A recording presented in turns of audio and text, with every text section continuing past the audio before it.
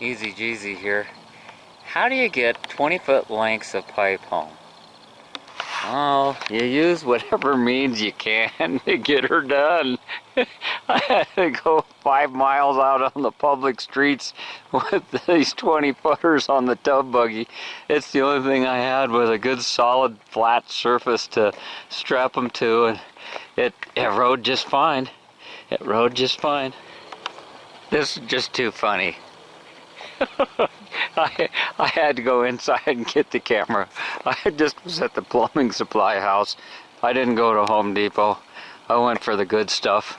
I went to the wholesaler, got the thick Schedule 40.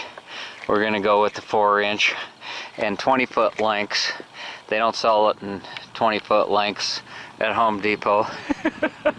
Look how much bigger it is. I gotta go clear across the street in order to get it all in.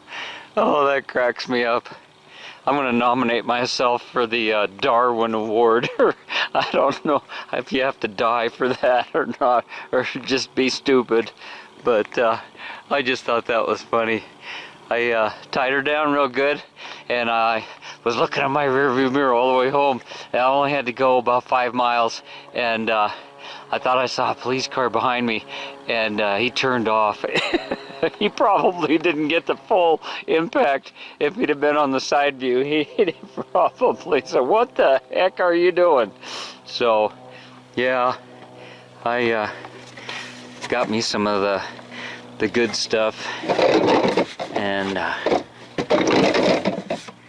we're gonna wait for things to dry out a little bit and throw her in. Hey, not to be crude, but one of the little side benefits of doing this sewer job myself was this morning I got up, was gonna run out there and go get a burrito, and I went to put my pants on, and I was short a hole.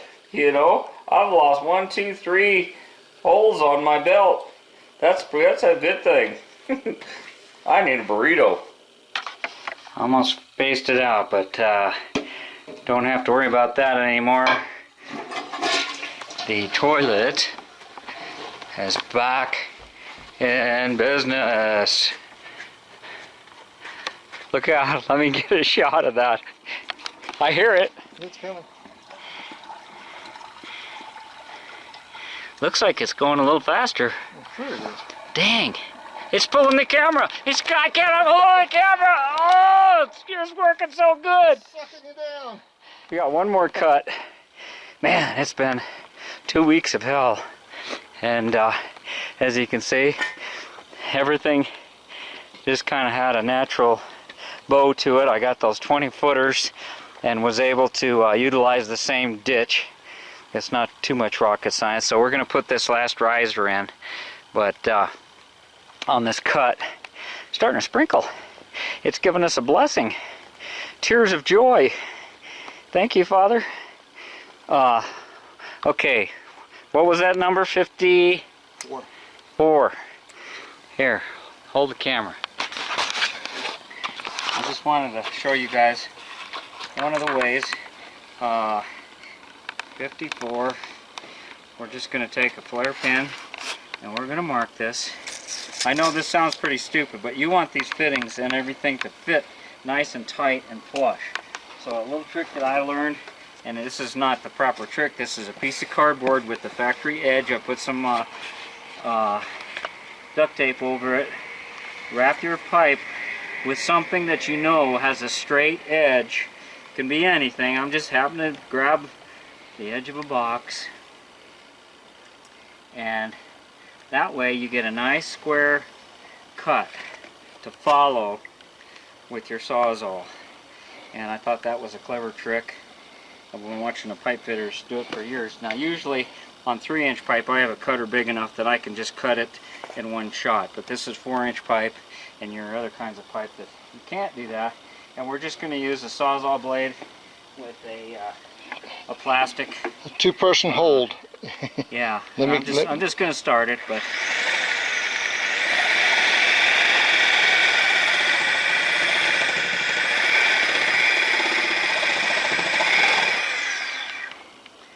you ready?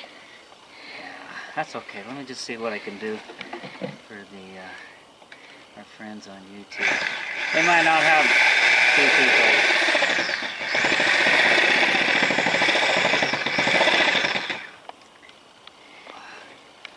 Just using a chair for a bike stand.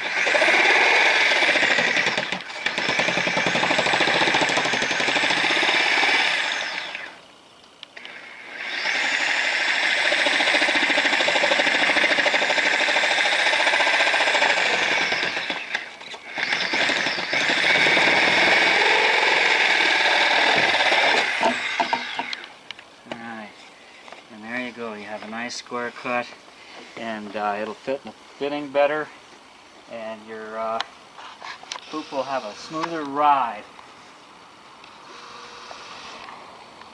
And I'm going to bevel the edges inside and out. You could use a wood saw, you could use a hand saw. You don't have to have anything fancy. This is just redneck plumbing here. Drain laying. Yeah. Got a wood rasp. And again, I did not know this job was going to involve all this. This is over 40 feet that we had.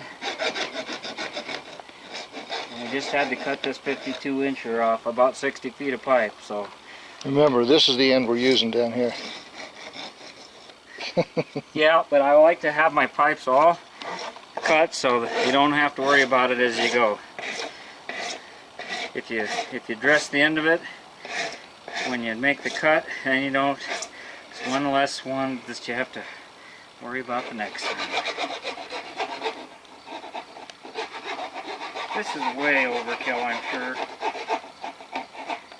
Back in the day when I was plumbing with cast iron or anything and we wanted to take the burr off the edge, we would just rub it against the concrete wall and get it. See, this one's a factory cut.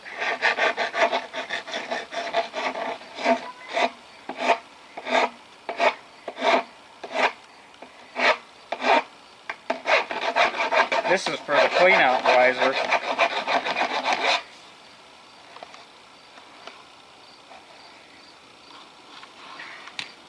Look at the inside of that baby.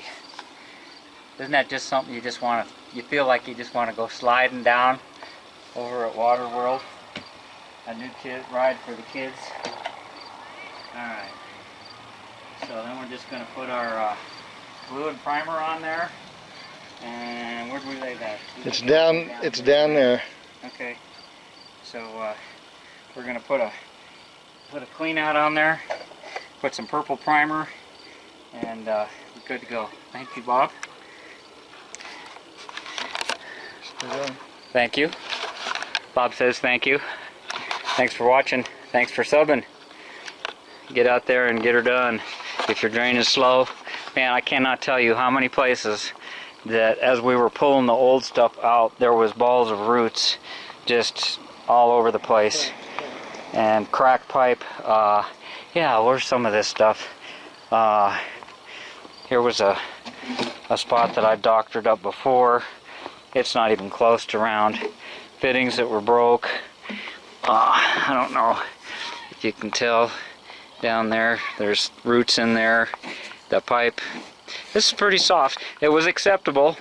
It was 1,000 pound and it lasted 40 years. And this is Schedule 40. It's quite a bit thicker. It doesn't give a PSI rating, but I'm sure it's going to do the job. I'm telling you, you have to put the toilet works so good now. You can't flush it if the lid's up. And I have to put a rubber band around the toilet paper just so it doesn't suck it off the roll. Yeah, right.